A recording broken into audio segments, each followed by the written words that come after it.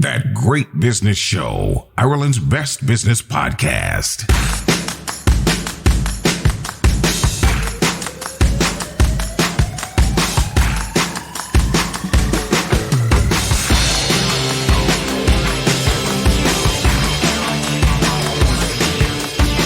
Welcome to episode 130. That's 2.5 years of That Great Business Show, posting on the 10th of March, 2023. Fáilte I am Conal Moran.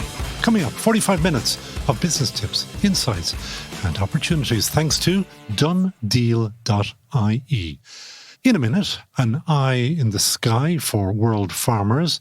Also, a husband and wife team of coffee makers who are feeding oysters. All businesses, all with great business insights. Do keep on listening. Things are rocking on our website, thatgreatbusinessshow.com. Sign up there to get our sneak peeks about what's coming up next. And we will, as we often say, be announcing something very big very soon. Do also check out the other podcast in our stable. That is the legal podcast, The Fifth Court. Sometimes number 4 in the charts. Those guys are doing extraordinarily well. All our business tips and insights are brought to you thanks to our sponsor, Done Deal Motors, the only place to go for your new or second-hand motor, all from the convenience of your smartphone. Done Deal Motors is home to Ireland's largest range of new and premium used cars. That's why you'll find cars from Audi and BMW dealerships on Done Deal.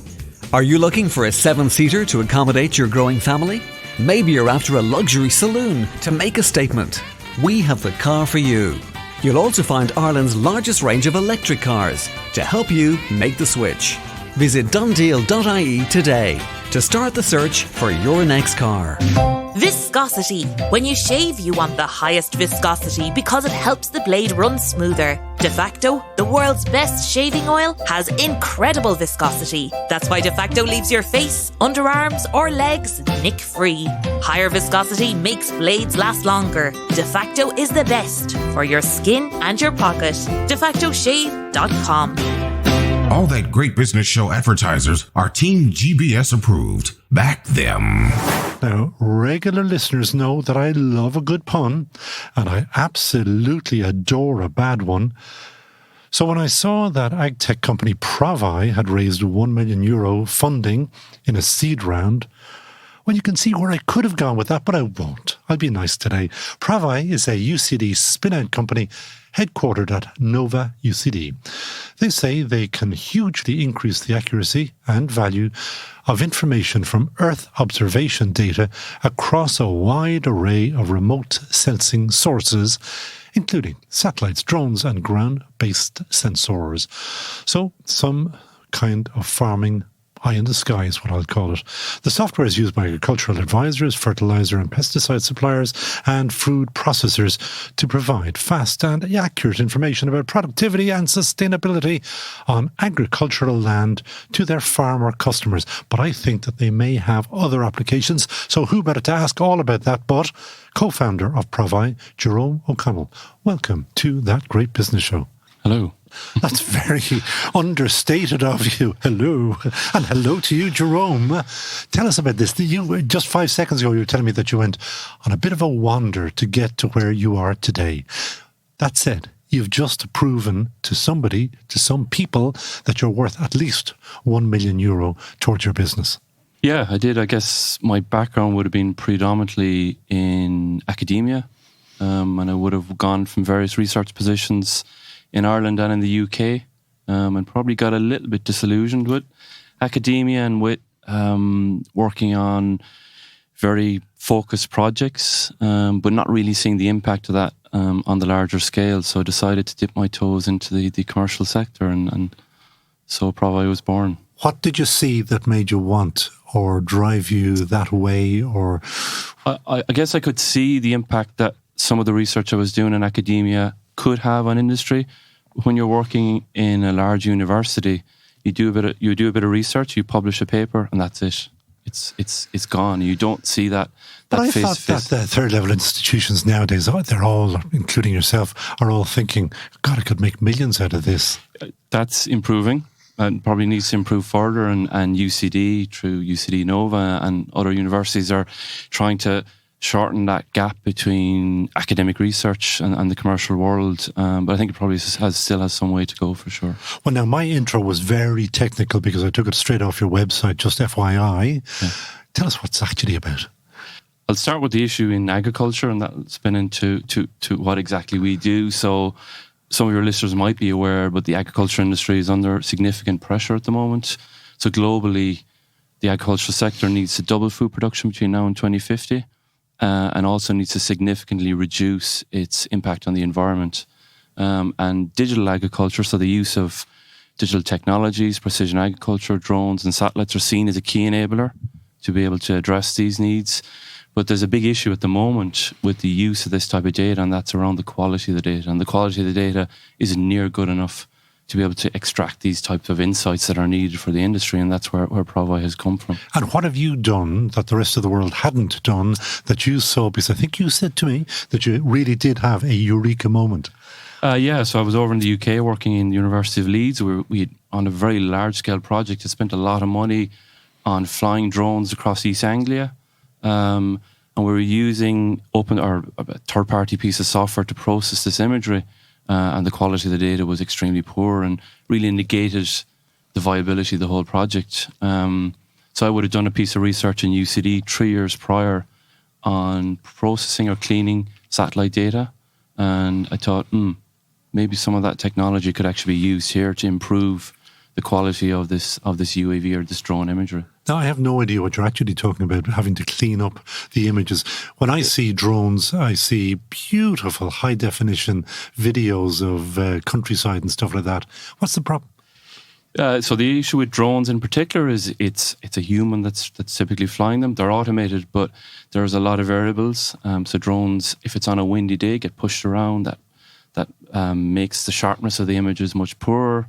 Also, the level of detail that we're looking to extract from these images is incredibly high. We use AI models to extract information about... Such as?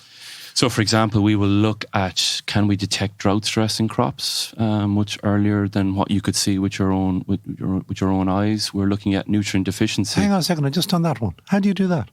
So we use thermal cameras. So when a plant, any plant, whether it's an arable crop or a native plant, when it's under drought stress, it actually heats up inside internally. So we use thermal cameras, which obviously the naked eye can't see, to be able to have an early warning of... Well, without getting too technical, say, for sake of argument, I have no idea about this stuff, is that it's 20 degrees normally.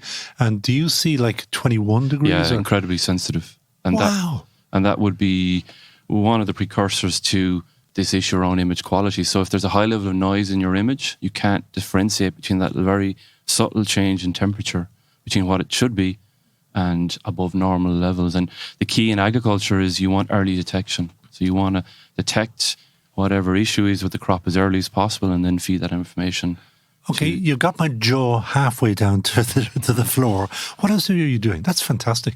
Yeah, so other things we're looking at is around nutrient deficiency. So if a crop, for example, is deficient in nitrogen or deficient in some particular aspect, you can tell. Growth, we can tell that early on. From the sky? Yeah, so we use what's called multispectral cameras. So they look at the near-infrared part of the colour spectrum, again, not visible to the naked eye, but we can see internally within the crop when it's starting to get deficient in particular nutrients. It's within the actual structure of the crop itself. And again, it's an early warning system.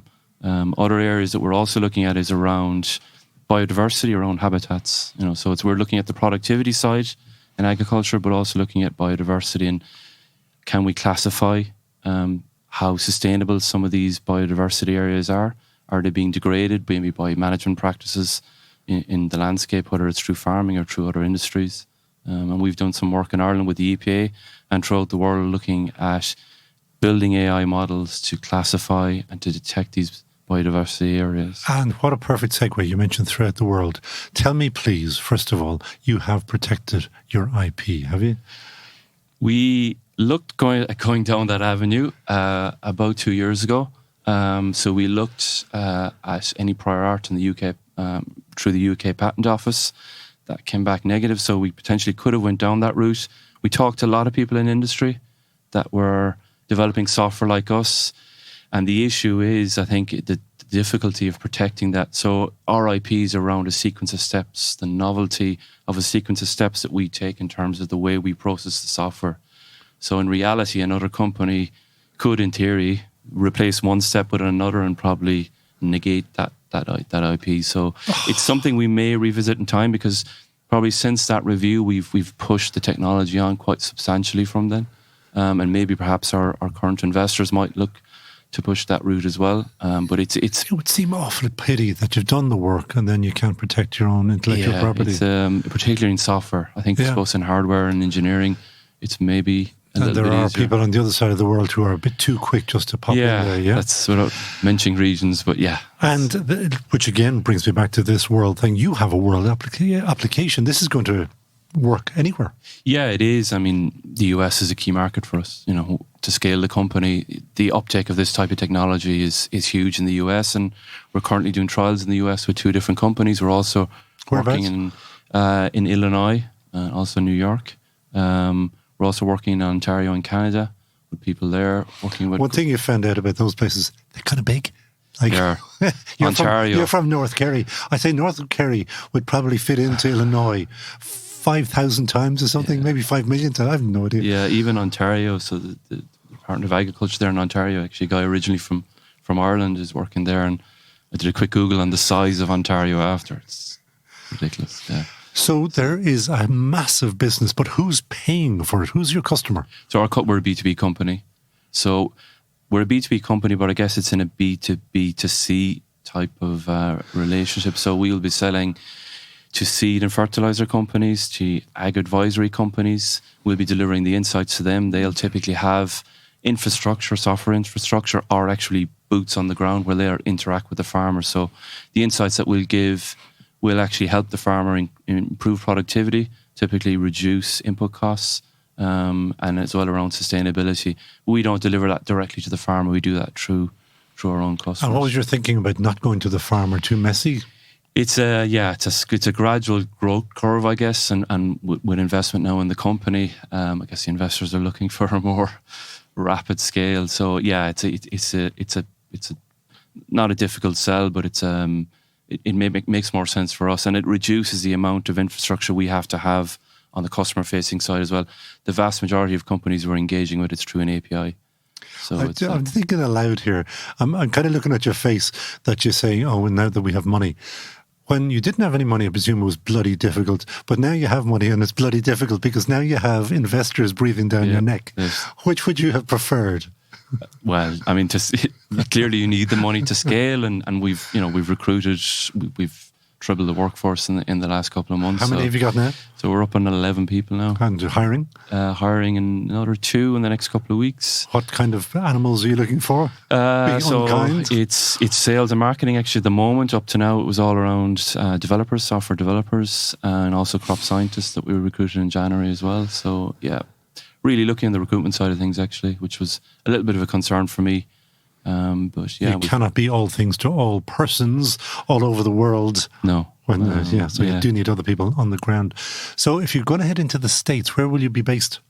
So we have been in San Francisco before, on the West Coast, obviously. So we may locate there initially. We've engaged with Enterprise Ireland out in San Diego. Why would you go there as a matter of interest? I guess there's an overlap between the technology that we use, which is essentially digital technology, but also, albeit there's a different type of agriculture on the West Coast. On the East Coast, there's obviously it's more some dairy, but arable. Also we work with a lot of companies that operate with high-end crops, like vineyards, for example. A lot of vineyards. Never thought of those, yeah. What can you do for the vineyards? So they would use a lot of UAVs and UAV imagery to get very high... UAV mean? Drone imagery. Drone imagery. We had the chat beforehand. Drone imagery. And what would they use that for? So you can get very detailed information on the ripeness of the crop, on, again, any diseases. That's fantastic. Yeah, so we use computer vision to be able to tell and predict the yield as well. Also, we can count... the potential output. For not just for vineyards, for other fruit crops as well, and that's obviously predominantly on the West Coast. So, like, you have so many sweet spots. What are you actually chasing this time? Well, we've just recently secured a contract with the European Space Agency, and that's actually around grasslands, and that's a big focus for us at the moment. Is grasslands actually cover over 75% of all agricultural land globally, but they're hugely underutilised. Could we get more grass out of that land? Absolutely, and that's what we're. Do we not deplete the goodness in the soil? No. No, we're working with actually a few seed companies now at the moment. There's a move away from these monocultures, so setting a single grass species to using these what they call multi-species swards and introducing more clover. So clover is a fantastic plant that can extract nitrogen from the atmosphere. So it's a big win from the farmer at the moment. It'll reduce the amount of artificial fertilizer that they have to input into the ground. So there's a big sustainability and a cost-saving component there. So we're working with seed companies at the moment to help to deliver an advisory solution to farmers to help them best utilise these multi-species grass swards. So improving the productivity of grasslands. There's also a carbon component there as well that we're currently working on with some companies. We can measure in some detail how quickly the grass grows, how much of the grass is on the ground, and that has a direct link then to the amount of carbon that could be potentially stored in the ground. The company has an awful lot of intelligence. I guess we have. Yeah. There's lots of opportunities there. There's pros and cons to that, I would say. There's lots of avenues we can go. Exactly. I knew it. You'd get diverted. Yeah, in the dream area, where could you go? What else could you be doing? I knew that I hadn't discussed this with you, but I knew there was something like this about the technology. It must be so exciting. It is. I think the long-term ambition for the company is actually in prediction. So predicting into the future. So to be able to tell ag advisors and tell farmers, if you do X, Y, and Z, this is the outcome. This is what you can expect in terms of yield. This is what you can expect in terms of productivity. So the algorithms we're using at the moment, they're always learning. They're always evolving and improving. The more data we push through the platform, the more they can learn scenarios and outcomes. If the farmer does X, this will be the outcome. So that's the real endpoint, I think, for the companies around that area.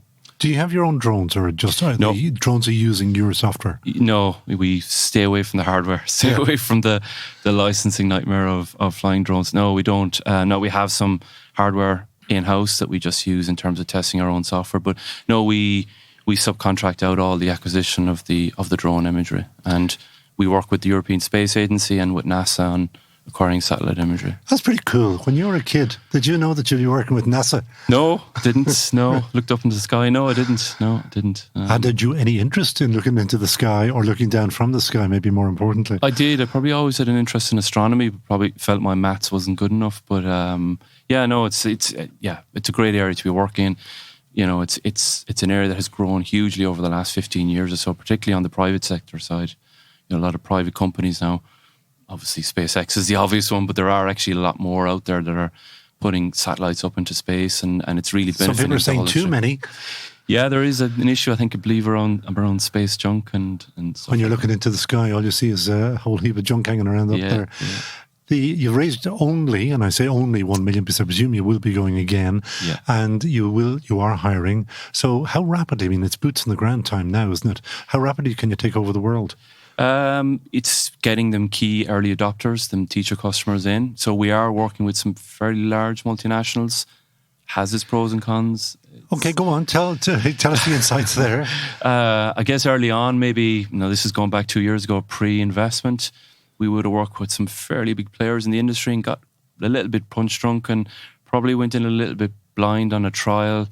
And if you had no money, they had you by the shorts, as they say. Yeah, we probably just didn't set goals and milestones. So what we deem as a success and what the customer deems as success, that probably wasn't written in black and white. And many companies, I guess, early stage companies have fallen foul of that. So we learned quite quickly that when you are dealing with these large companies, you need to be clear on what the deliverables are. So it's engaging with these large companies, and we're doing trials currently at the moment with some of these. So, and how are you finding them? I mean, obviously I can look through a Rolodex or whatever and see, such and such is a seed company. But how are you actually knocking on the door? I'm always interested in that. As a former salesman myself, do you do cold calls? We do a little bit of cold calls. We've gone to the World Agritech Innovation Summit. So we were in San Francisco a few years ago. We were in London last year. So events like that are quite good because there's a nucleus of focus of all these large companies there. Webinars is another one. And we need to up our game, I think, probably on that in the next couple of months. Cold calls, yeah, I guess it's through webinars and through white papers is another one, particularly in the type of area we're in. So basically a 2 or 3 page paper explaining a kind of a clear use case, the outcome of that use case typically gets a lot of traction online. That's useful insight. Only 2 or 3 pages. You don't have to kind of go into 33 or 43 pages. Absolutely not. And me in the past, that would have been my inkling. It would have been to very much focus on the technology, but no, short and concise. No. And looking at 2 years, 3 years, where do you think you'll be? 2 or 3 years' time, hoping to be certainly well north of 25, 30 staff. I guess we're not people heavy because of the technology, but we will need to definitely have a very strong footprint in the US and in Europe as well, I guess. Well, Connecticut wants you know that. I was saying you've been telling me that, that Connecticut needs you. And there's new flights starting on the 26th of March. The flights are back again post-COVID. You'll be able to fly Dublin to Hartford, Connecticut directly. Fantastic. So, very, very handy place to set up your business. Yep. So, eventually, is it flip or no flip? Will you sell the company or keep it? I think in the agtech industry, it's for a company like us and for a technology that we have, it's probably flip. And truth be told, we've probably already been approached on that, but it's about building the valuation of the business obviously up as high as we can. But I suppose where we sit kind of at the fulcrum between digital data that's coming downstream and enabling insights from that. So we're probably at that fulcrum where you convert raw information into something that's really valuable, and some of the larger players want and like to have control of that.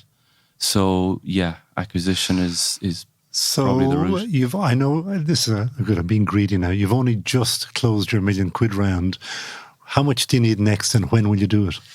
We're probably forecasting that at the moment. When we need it would be probably 12 to 15 months' time. Yeah. It'll be well north of 3.5 million, I would say. Yeah. Chunky money. Depends on our ambition, yeah. And it depends on how much resources we want to push into different regions as well. Whether we actually really need to have boots on the ground in the US and in these other areas. There is, a route where we can white label some of the technology and reduce that overhead on our side. So that's probably a decision we need to make in the next few months. You will need for your team somebody really special, which leads me very neatly to the last question, which is, who would Jerome O'Connell hire in a heartbeat?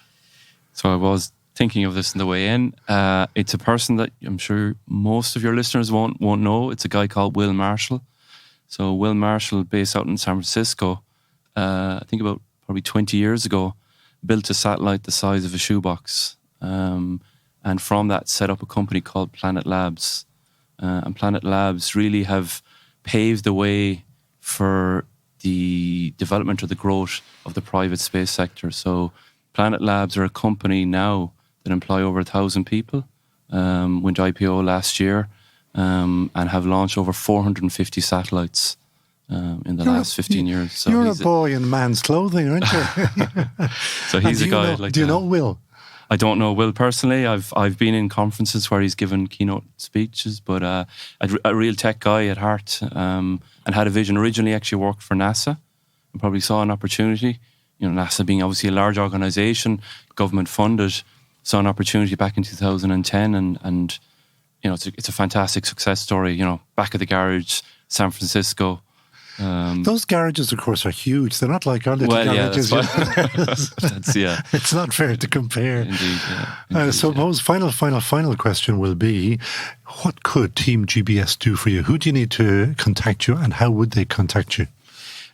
So we have obviously our LinkedIn page, website, Twitter handle as well. Yeah. So I can share all that information. Yeah, and they can come directly to you. But what kind of people? You don't want the nut jobs. You want the people with real business and real opportunities. Yeah, so anybody in the agtech sector, anybody that's looking to leverage or utilize digital data, image data, they can be purely on the services side or on the hardware side. I'm very keen to talk to people that want to really drive innovation on that side. Extraordinary company. Jerome O'Connell, co-founder, Proveye. Well done, and thank you very much for joining us on That Great Business Show. Thank you very much. Done Deal Motors is home to Ireland's largest range of new and premium used cars. That's why you'll find cars from Audi and BMW dealerships on Done Deal. Are you looking for a 7-seater to accommodate your growing family? Maybe you're after a luxury saloon to make a statement. We have the car for you. You'll also find Ireland's largest range of electric cars to help you make the switch. Visit donedeal.ie today to start the search for your next car. Want to increase sales, reduce overheads, and provide customers with a better service? Then use Big Red Web, the easiest way to develop and maintain your website. It gives you powerful business reporting, digital marketing, and automatically integrates with the award-winning Big Red cloud accounting software. It's a game changer for SME businesses. It's so good, the government gives you a €2,500 grant towards it. Big Red Web, e-commerce made simple. BigRedCloud.com/web. All That Great Business Show advertisers are Team GBS approved. Back them.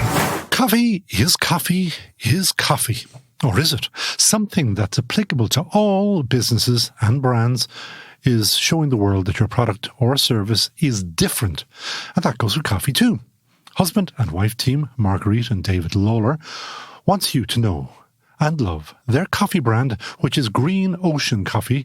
So they have decided that for every 1 kilogram bag of coffee sold, 1 square metre of the native oyster and seagrass bed in beautiful Clew Bay in County Mayo will be rehabilitated. And all going well, they want to do a rehab of a whopping 180 hectares of those ancient oyster beds. David, Marguerite, welcome to That Great Business Show. Thank you. Thanks, Colin. Now, I've got to ask. You came out of KPMG once upon a time, and the love story started in KPMG. Marguerite, talk to me about the day you met. This is a different kind of a podcast. Oh my lord! Well, we were working together on a project. It was a long project. It was 2 or 3 months long. So over time, we got to know each other very well, and love blossomed from there. As things happen. It's not allowed anymore, in workplace, all that kind of carry on. It actually, I must do an item about that. It has got very strange, is that you're no longer allowed to have a relationship frequently in large organisations. So how, as you correctly say, Marguerite, if you're working with somebody and you get on with them, and suddenly, as you say, love blossoms, what are you meant to do? Ignore them? Keep it quiet. Yeah. That's all very well until everybody who's out, you're out with them for a beer or whatever, they say, your man's going out with your woman. That's exactly what happened. And that is why we say this is a different type of a business podcast, because you're actually here to talk about seagrass, about oysters, and about your love of coffee. Because who wants to take it from a start? Let's get the advertising pitch out of the way. David, tell us about what you are doing for the world and how people buying your coffee are making the world a better place. Okay, so first of all, we're creating fabulous coffee. And so it's all specialty grade Arabica. You know that we cut out a lot of this stuff as well. Yeah, no, I'm trying to say it anyway. But it's all specialty grade Arabica coffee. And it's primarily for offices, cafes, and for people to use at home as well. But where can a person at home find your coffee? Oh, online on www.greenoceancoffee.ie. You've just given away your age. Nobody says W. Yeah, I know, sorry. So it's greenoceancoffee.ie, sorry. Okay. Anyway. Greenoceancoffee.ie will get you the coffee. And when they buy 1 kilo, which means 4 bags? No, 2. 2 bags. Yeah. They are feeding an oyster. Well, what's happening is we are restoring 1 square metre of oyster bed for each kilo of coffee. So what that kind of means is that, maybe start from the beginning. We wanted... We never do that. We're both divers and we're both sailors, so we're hugely interested in the natural world and indeed the marine environment. So we were looking for a project that we wanted to, I suppose, do something with. Because when you dive, sometimes around the coast of Ireland, there's a lot of nothingness there, and that's not the way it should be. So I suppose putting back in things like, habitat helps to create kind of, spawning areas for fish and everything like that, as well as sequestering oceanic carbon. So for each bag of coffee, 1 square metre of seabed is restored. And what that involves is laying a kind of bed of culch, which is kind of broken shell at a particular time of the year, which enables the oyster larvae or spat to attach itself onto that and form a reef. And that reef takes about 3 or 4 years to grow. Once that starts to get established, then other kind of marine plants and animals move in. So in particular, seagrass moves in and seaweeds. But seagrass is an amazing plant because it absorbs carbon at 35 times faster than the rainforest. So it's an amazing plant in terms of what it can do for the environment, but also in terms of biodiversity. Once you have things like seagrass and seaweed and oysters, the water's very clear, there's a lot of shelter for juvenile fish to move in. And what then that happens is you've got a working ecosystem. So pretty much for every kilo of coffee, what you're doing is you're actually investing in the marine habitat around the coast of Ireland. And what's really nice about this project is that it's real. It's very transparent, it's extremely authentic, and it has meaningful impact today. You are one hell of a salesman. And as I said, we just cut all of that out anyway later on. How did both of you, and Marguerite, I'm looking at you, how did you get into the coffee in the first instance? Because you came out of KPMG, but you went wandering around a few other places, didn't you? You were with Norwich. Yeah, I went to, and basically we were both working in separate industries. And this opportunity presented itself. And David always wanted to have his own business. He's very entrepreneurial.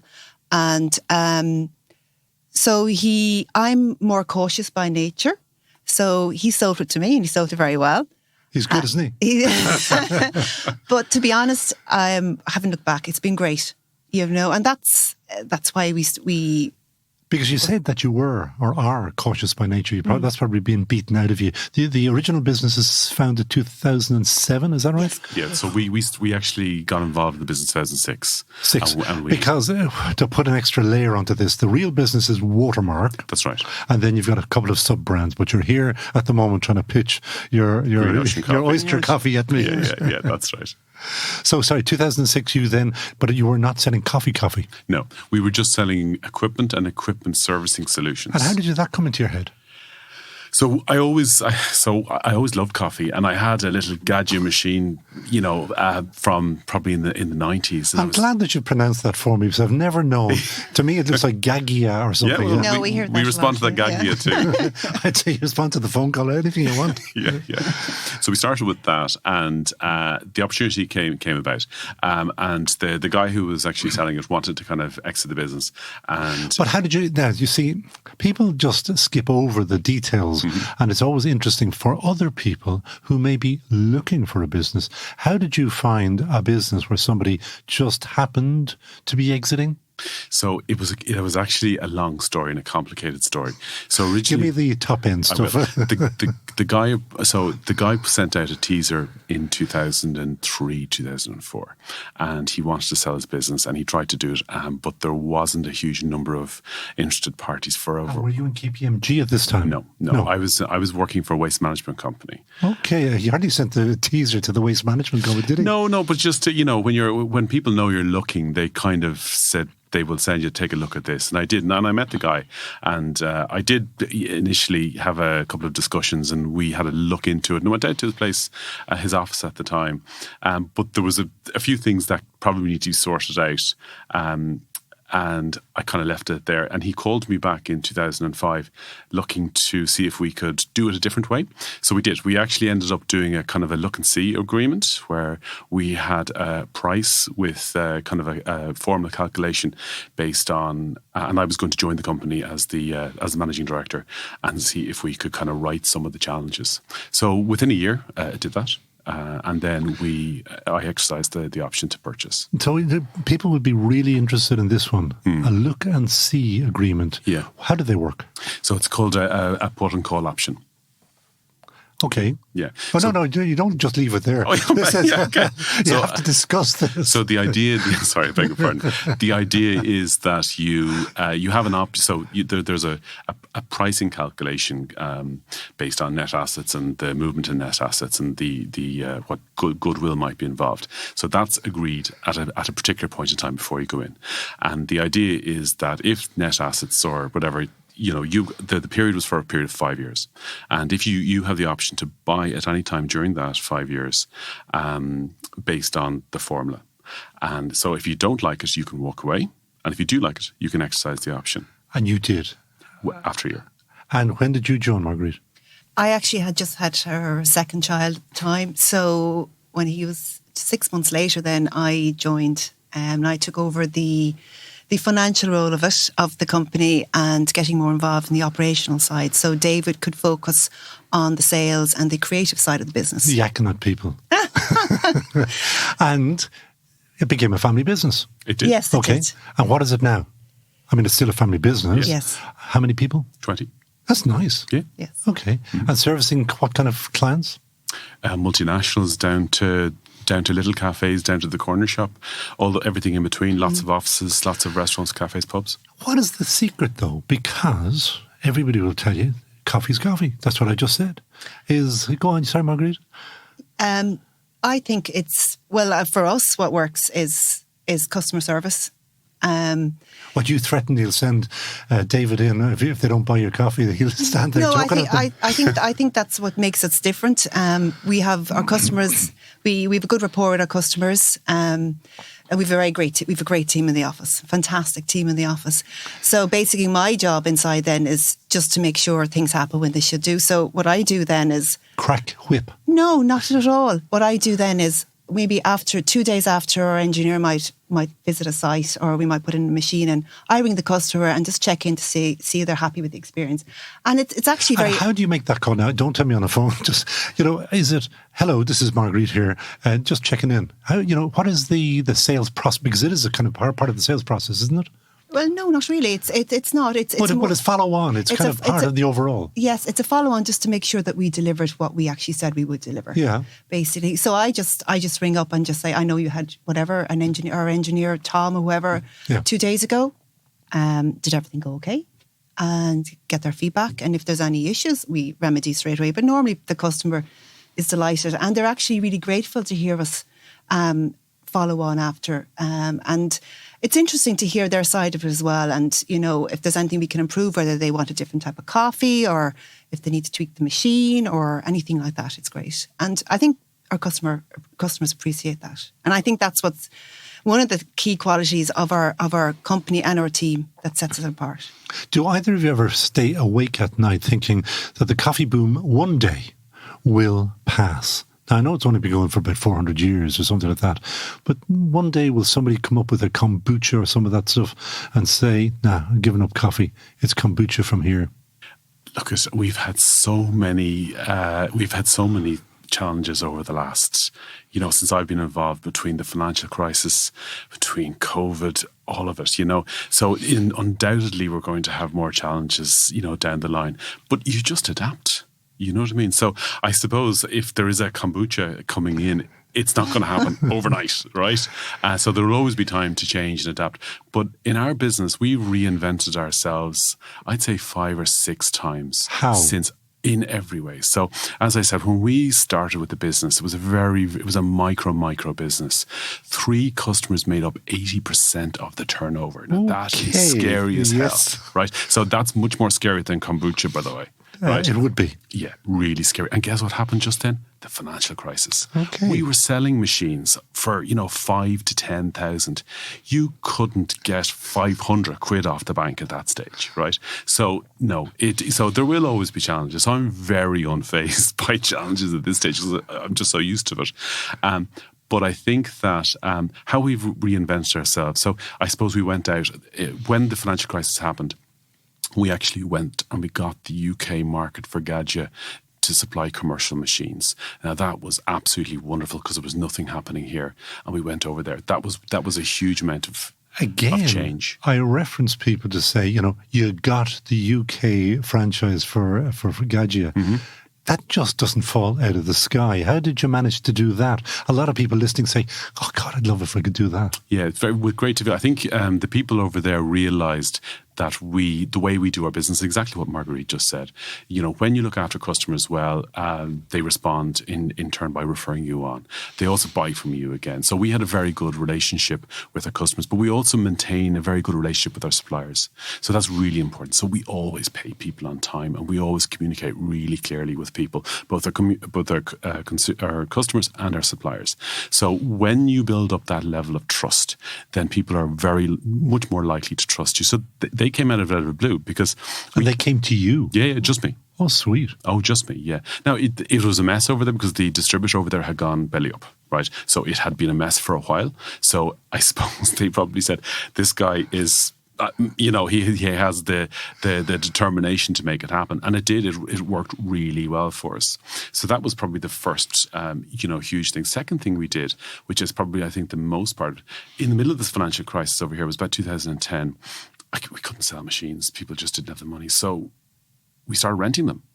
I still don't know how we managed to do it, how we managed to finance it, because there was no bank funding. We didn't get any bank funding. So how did you do it? So I suppose we started slowly for a start. We maintained very good relationships with the customers. Hang on a second now. You can start as slow as you want, but if you are renting, somebody has to put up the capital to buy, and then you put it in, and then you expect cash back in again. Yeah. So somebody has to fund the machine. So I mean, we're both good with numbers, so we always manage our business. You're both accountants, right? Yes. Yeah. We both manage our business in a conservative type of way. So we always maintain, we always try to maximize the amount of, cash just in case things happen, right? Bad things happen or good things happen. And this situation, it was a good thing. So you invest slowly, and then you get your return, and then you go again. And that's how. So we started that model, which was tricky, and I had 1-2 goes at it just before I got it right, to be honest. So we started that. That was a game changer. And then I suppose when we started doing coffee, then in 2014. Why did we start? So I think the margin. No, you found out what the margin was. So I think ultimately, when you're selling machines, it's a one-off purchase. Okay, so and that's great, and they get a service from you once a year, which is fine, or maybe twice a year, but you really need much more constant contact with the customer. So rental does that because at least you're engaging with them on a monthly basis, but really coffee is the main part. So I suppose once we had built up enough recurring revenue, then we were able to go into the whole coffee side of it. And I suppose that's so it's a natural progression, but it did take it was slow. And I suppose one thing about the coffee industry, like anybody can sell coffee. It's the coffee equipment is the really challenging part of it, because coffee equipment needs people, it needs service, it needs parts, it needs all of that. How much servicing does one of those coffee machines in your local coffee shop need? Or so in a Costa Coffee or something like that, and we do the service work for all of the Costa Coffees across the country, it's about four times a year. And they have to go in a bit like cleaning out the Guinness taps. Is they have to wash down the machine and it's all that? It's not so much a wash down, because that's done by the cafe every evening. But it's more making sure that the calibration of the machine is correct, the grinder is working correctly, and making sure that things like safety valves are changed to make sure that the machine is going to be because safe they're to use. Working off a very, very high pressure. That's right. Yeah. So it's like there is the boiler itself is over at 120 degrees. So it's a pressurized vessel. So you need to make sure that the job is done right. And that's really important. So four times a year would be I'd say for a standard busy place. Now, if you're not very busy, maybe, once or twice a year should be fine. But so long as you do the work, do the daily maintenance is key. So there was the original business, then the rental business or the leasing business, and then you got into the UK. Then we started. So the UK was 2009, and then we did the rental after that. Okay. And then the coffee. And then the coffee 2014, and then we did Woodland Coffee in 2019. Now you have to talk about that very briefly, because I want people to concentrate on the ocean one, because that's the one to save the oyster. That's right. The other one was saving trees. So we're not saving trees, we're growing trees anyway. A lot of trees. Yeah, so we actually went out and bought a 30-acre site down in Limerick because we wanted a more authentic climate action rather than kind of tree by donation, which is prevalent in the market. So we actually went out and bought the land.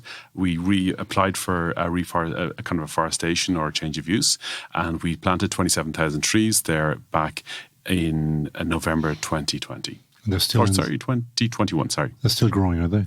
And they will be for 50 or 60 years. And longer. It's just that they'll be mature in 50 or 60 years. Which of you is the more adventurous in terms of business, Marguerite? Are you the conservative one? I would be more cautious. And when David says, we'll go into the UK, what's your normal reaction? Well, actually, that was a huge opportunity. That was a win-win situation, So you said, yes, go. Absolutely, because we had a good product and there was a demand there. So we were just... Gadget is like kind of the Rolls Royce, or am I out of step on that one? I mean, it's a brand name that I know. It is, yes, absolutely. Yeah. No, it's a fabulous. And you are distributing that across the UK now, are you? Well, we distribute, to main we were distributors. At that stage now. I mean, Gadget themselves were owned by Philips at the time, and Philips Group sold them to a company called Eureka, which is a large company. So the Eureka had a presence in the UK, so they resumed the distribution of that back in, I think, 2014 or so. Yeah. So are you out of the UK now? Yes. Okay. So we had a 5-year stint in it, which I was very pleased about, by the way. So obviously there's ambition. There's always ambition. So what's next? So to make green ocean coffee, I suppose the premier sustainable coffee. He's back on track again. I have to. And he's looking at his notes. But that is but it is to make it the premier kind of sustainable coffee offering. I think in relation to particularly corporate Ireland, we need to get corporate Ireland behind it, because they're big users of coffee. Because that is actually your real market. You want large corporations to come to you and you'll give them as much coffee as you get. Where do you get your coffee from? Are you roasting it here or where? Yeah, we are. So the coffee itself, so we have 3 different blends at the moment. So what we've done is, we've gone direct to farm, which is kind of a slightly different way. So we're actually buying directly from the farmers themselves. Which is where? So let's say, for example, the Dorinish coffee is a single origin from Kenya, and so that's from the farm of Charles Mowiri. Oh, geez, you were down to the farmer. Oh, absolutely, 100%. Okay. And so it's interesting actually. If you are interested to find out, if you go onto our website, there's a nice piece there on Charles in terms of what his ethos is and what he stands for. But one of the things he's very interested in is in terms of developing the community, and particularly around female participation, because he's 2 daughters which are now involved in the coffee industry, but through kind of third level channels. And which country are we talking about with Charles? Kenya. Kenya, okay. So who else or what else in terms of the coffees that you are producing? Another one would be from Brazil, and that would be. And are you two going off to Brazil and Kenya just because you have to see these places? No, I tell you what I find, and this comes to do with any air travel. I think essential air travel, so going on holidays, I would consider is essential air travel, right? But having a jaunt over to Kenya to look at coffee, in my opinion, doesn't cut the mustard. I think if you're going up to Kenya to have a family holiday, I can say, yeah, absolutely. But it wouldn't, every journey, be it over to Italy to see the Italians for Gaggio or whatever, or wherever, it needs to be meaningful. And I really mean that, because we actually participate in the Carbon Disclosure Project, or CDP, and we have to what we're trying to do is manage down our carbon footprint all the time. And a part of that is we have to record, our business mileage, be it through cars or fleet or whatever it is. And it's actually aircraft miles murderers. So if we can reduce the amount of aircraft miles that we do as a business, then that's happy days. So to be honest, I think we need to use technology, and Zoom and Teams work just as well to talk to Charles. Almost. Well, obviously, no jet lag. But also it's kind of nice at some stage. I understand Teams, I understand Zoom and all the rest, of course, and it does take a novel, let's say 80% of that travel out of it. But there is something special about having people in front of you, just chatting, breaking bread, having the chat. No, I agree with you. I agree. But what we can do and what we are planning to do as well, so for some of our customers, is to actually share the experience with the likes of Charles through Teams. And that's something that we wouldn't necessarily... Nice one. Yeah, Okay. so we wouldn't have been able to do that before. Final shout out. I have to. A couple of last of questions, course, yeah. as always, will be: where will they find you? Do they find you at Watermark, or where's the easiest way? Is watermark.ie? So watermark.ie, but there's a lovely website, greenoceancoffee.ie, which has lots of videos, both in terms of to show what we're doing, the science behind it, and there's marine biologists telling you why this is so important. So that's probably the best place to find out more about Green Ocean Coffee. And before you go off in your Learjet, is Marguerite, who would you hire in a heartbeat? Ursula von der Leyen. Okay. I think she's a remarkable lady. She's so results orientated, and she just gets the job done. You know, she looks normal. She acts normal. Absolutely. And she can deal with them over there. You know what I'm talking about? Absolutely. Over there. And that's what you need.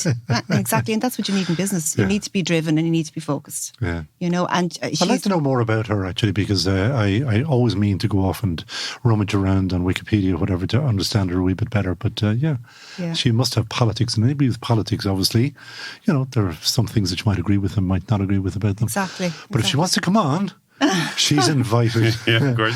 And David, who would you have as your heart and heartbeat? So I bumped into Bill Clinton on Fitzwilliam Square many years ago. No. Why didn't you start the conversation, the initial conversation with that?